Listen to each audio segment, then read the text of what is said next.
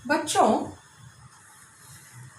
आजकल आप खुले मैदान में खेलने की बहुत कम आदत बन चुकी है। आप हमेशा मोबाइल, लैपटॉप या कंप्यूटर के साथ आपके समय बिताते हैं।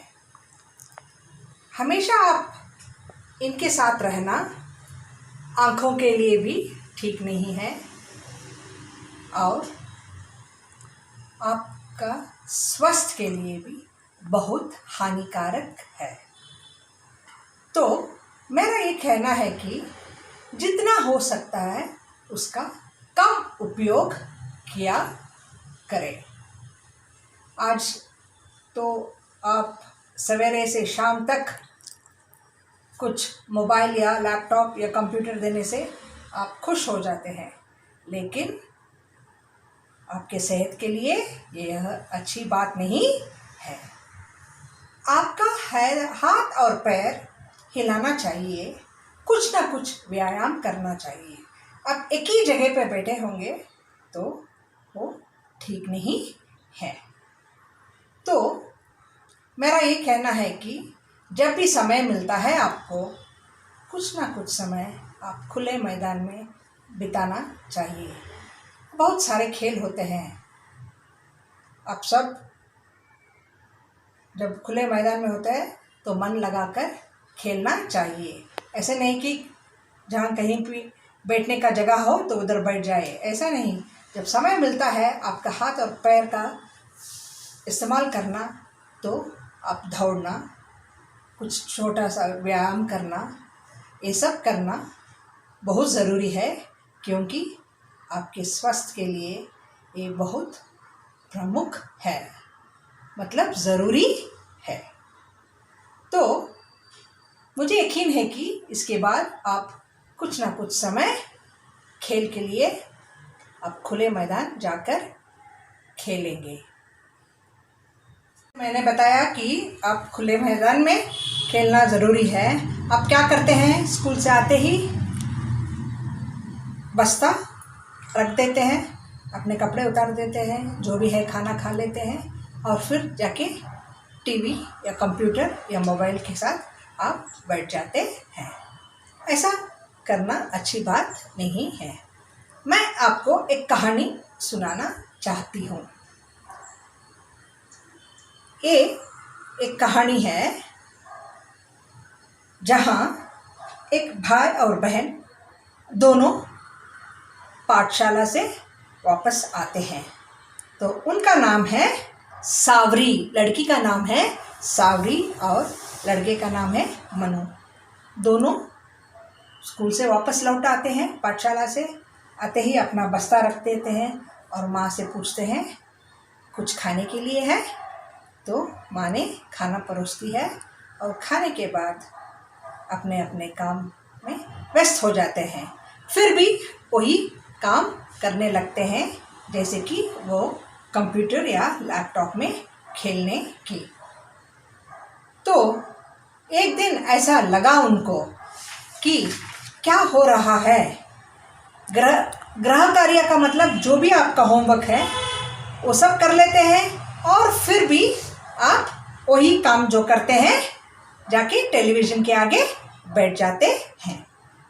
तो क्या हुआ, जब ये सब जाके ऐसे ही बैठ जाते हैं तो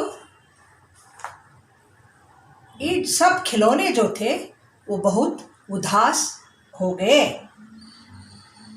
मनु और सावरी गृह कार्य के बाद फिर जब टीवी देखने लगे तो ये सब खिलौने जो हैं बहुत उदास होने लगे।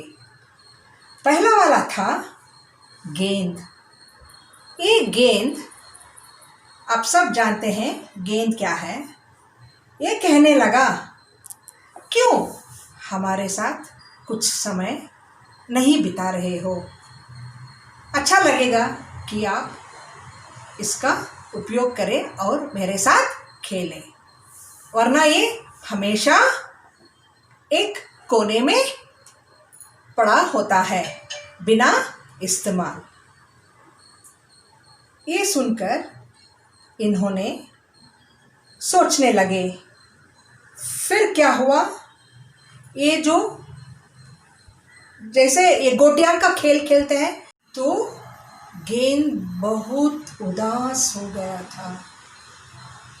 बाद में गोटियां का खेल जो पजल बोलते हैं, उन्होंने भी बहुत उदास से कहा, क्यों मेरे साथ नहीं खेल रहे हो, क्यों ऐसा कर रहे हो। तो तीसरा वाला था ये बैट। इन्होंने भी कहा, मेरा भी आप क्यों उपयोग नहीं कर रहे हो, ऐसे ही क्यों मुझे रखा है।